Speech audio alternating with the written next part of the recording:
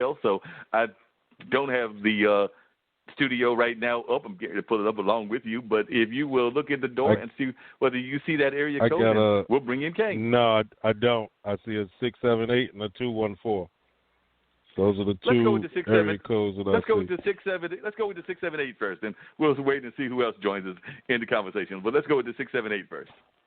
All right, we'll be with them in just 1 second. A straight talk with Dean and Mark, y'all. Every day, I wake up at 5 a.m. to give Dad his medicine.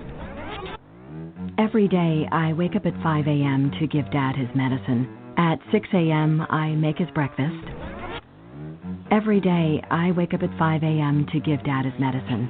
At 6 a.m., I make his breakfast. At 7 a.m., I shower. Every day, I wake up at 5 a.m. to give Dad his medicine. At 6 a.m., I make his breakfast. At 7 a.m., I shower. I start laundry at 8. At 10, we go for a walk. Every day, I wake up at 5 a.m. For those dealing with the daily struggles of caring for a loved one, we hear you. That's why AARP created a community with experts and other caregivers for advice, tips, and support. Together, let's help each other better care for ourselves and the ones we love. Visit aarp.org/caregiving. A public service announcement brought to you by AARP and the Ad Council. All right, and we're back, and we have Mr. Troy Johnson on the line. Welcome to Straight Talk with Dean and Mark, sir. Hey, how are you doing, Troy? I am so glad to have you on the line. I know that you've been doing some work to help our youth and things of that nature, but you've been using the art in order to do that.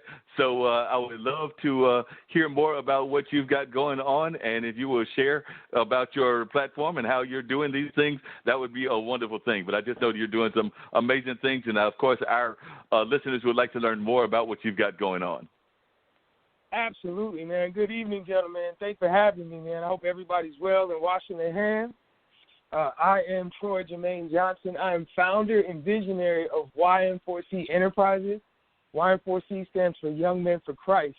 We use life skills, character-based education, and physical activity to spark creative mindsets in the underserved population of young men, more specifically ages 7 all the way to the age of 17.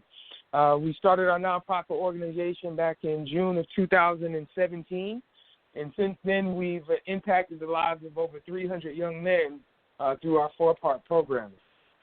And what made you decide to create this program? And tell the folks where the program is at, and maybe even tell us a little bit about some of the success stories that you have had with the program, because I know it's been going on at least for a few years now, but I just want to know what made you decide to go into it. I'm imagining that you were probably very much involved in your own church growing up, but just wanted to learn what made you decide to do it in the part of the world that you're at, and if you'll just share a little bit about where you are and what areas you're specifically targeting in our population. Absolutely. We're in the great state of North Carolina in the city of Raleigh. And back in January of 2017, I am a servant leader at the Gathering Place, which is a local church in the Raleigh community. And there I served as the armor bearer at one time to Bishop Ralph Downey Graves.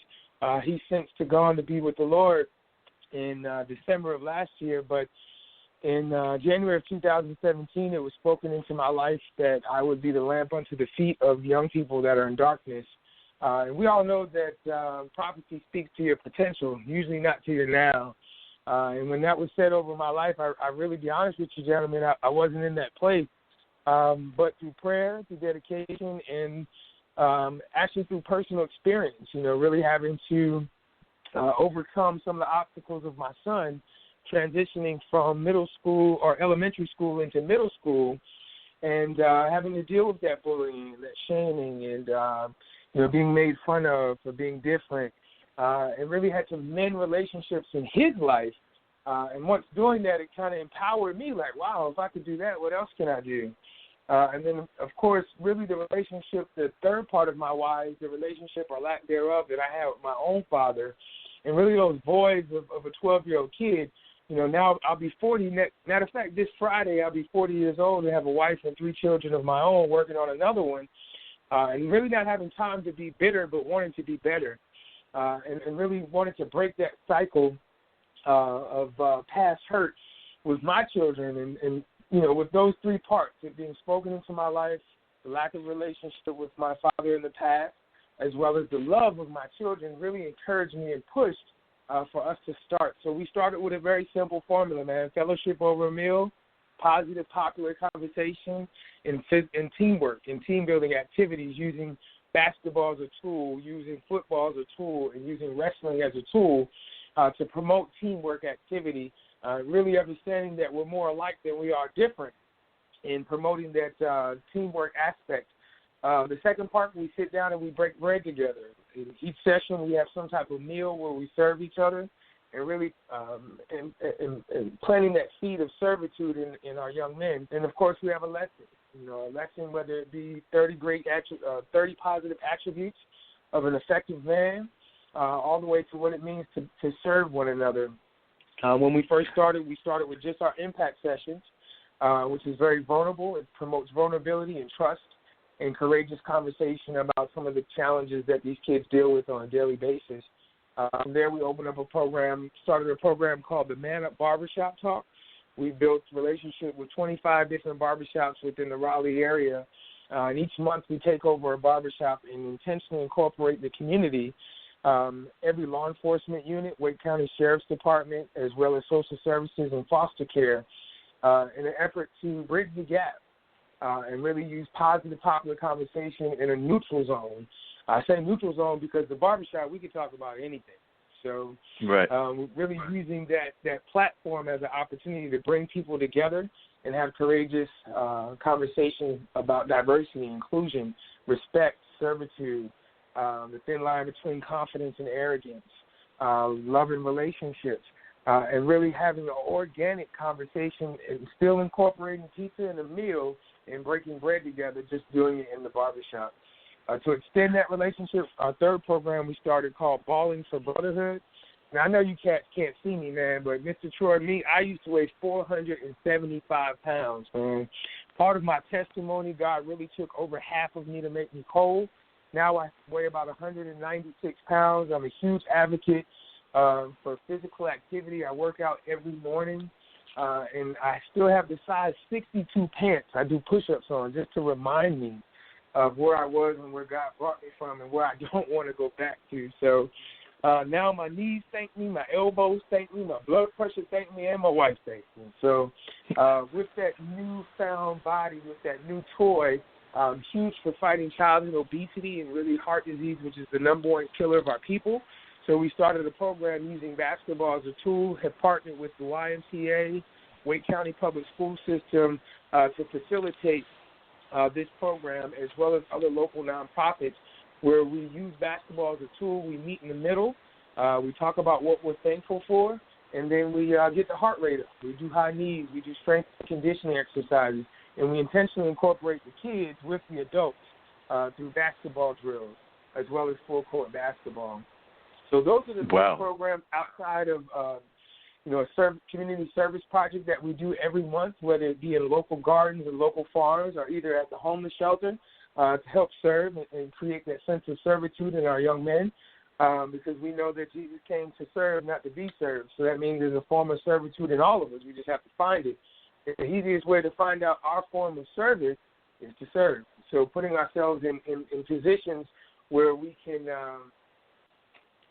marry our beliefs with love, which is an action word. So since then, with those three-part programs, as well as partnering with other nonprofits in the local area, we've been able to impact and touch over 300 young men. We're also a vendor for the Wake County Public Schools, so our services are in several elementary schools, middle schools, as well as high schools, to continue to reach and spread and serve the community.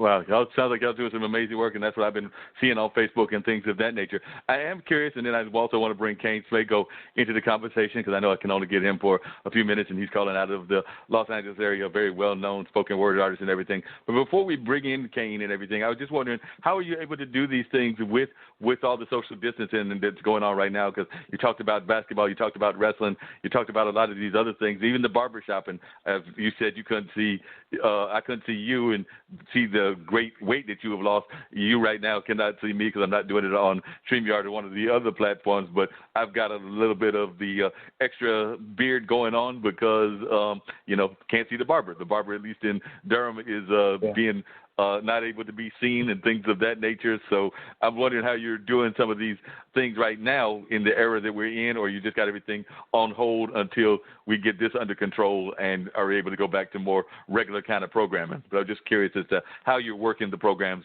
in the era that we're in now, the COVID era. And that's a great question, man. I'll be honest with you. I was talking to a team. We had a team meeting earlier. We have a staff of 10 mentors from all different genders, all different walks of life. And March. Excuse me? Oh, I think we dropped Troy. So, Dean, hopefully he'll come back. But if you could drop Kane on, and hopefully we'll hear a little bit back more from Troy. Hopefully Troy will call us back. Okay, not a problem. Hey, how you Kane doing, Smego, welcome. How are you doing, Kane? So glad that you were able to join us. Hopefully Troy will come back and tell us a little bit more about what he's got going on. But, I've known Kane for a long time. Kane is an amazing spoken word artist. He knows some people that you know. You don't know this, Kane, but Dean is part of the Ninth Wonder marketing team and everything. So he's part of that whole group of folks that get the word out for Ninth and everything, particularly there in the New Jersey area. I think he also has some ties down to Virginia, where he's originally from, and things of that nature. But he definitely is part of that whole team of folks that work Ninth. But Kane, you've been doing some amazing things. You're currently living, like I said, out in California, in the Los Angeles area. But you've done performances in New York City. You were featured last year at the United Solo Theater Festival with your one-person show, Temples of Lung and Air. So I've known you since I think when I first met you, you were probably like G, you were probably a teenager or something along those lines. But I've known you for a long time. I've really seen you grow and develop, and you've just done amazing work and continue to do amazing work. So tell the audience that's listening to us a little bit about your spoken word background, what got you into it, because, you're not the stereotypical image that people have of what somebody that's done doing spoken word is. Neither is G, but, you come from a different ethnic background as well. So just tell us a little bit about how you got involved in it and some of your own missions. And, of course, at some point before you have to jump off and do the whole dinner thing with your lady, I am going to want you to spit at least one or two pizzas. But I just want people to learn a little bit more about you and what you're doing now, because you're very much actually involved even on the national scene and the international scene in what's going on with the arts. Because, you've done residencies around the world. You've done your next level hip hop program in countries like Zimbabwe, as well as having the local residencies in Thailand, Brazil, Cambodia, Morocco, the Dominican Republic, Bolivia, and a whole bunch of other places that I just wish I had gone to. I was talking to somebody earlier in a show that will air later, and they live in London, and I was saying that I've done, I think, 2 international trip so far. That was Turkey when I was an infant, literally. I was maybe 5 or 6 months until I was 2 years old. And I just recently, maybe about 2 years ago, went on a cruise. And that took me to Puerto Rico and the Grand Turks and the Virgin Islands. But outside of that, haven't done enough world travel. So that is something that you've done a lot more of that I need to do more of, because you get to see the world and you get to see a different level of what the world is about. But share with us a little bit about what you've got going on and what you're doing and how you got involved in both hip-hop and in poetry and in just this great global movement. Yes, sir. Well, first of all, thank you so much, Mark and Dean, for having me, man. I so appreciate it. It's great to connect with some fellow North Carolinians in a moment when, living out in L.A., I already get homesick from time to time, but especially with, the lockdown at the moment, I definitely could use some North Carolina vibes. So I appreciate y'all letting me come in virtually. I've been blessed. I moved out to L.A. 5 years ago. Here in Troy, had me reminiscing about the work that I did with some of the folks in North Carolina with, the Bull City Slam team and Desan, where I met you, Mark, at the Hayti Heritage Center, and then the Sacrificial Poets, when we started a nonprofit and started doing work with youth. And, it's just amazing hearing the work that Troy's doing. So that was really my introduction to the formal art scene. I grew up super into hip-hop, writing rhymes since I was in elementary school and wanting to be a rapper. And I never knew that spoken word was a thing poetry in school always, made me think of, okay, well, I can do a poem. That means I can do a rap. So that's the way I can get out of doing an essay or a diorama or any of those things we had in the 80s and 90s. But when I was 19, you're right.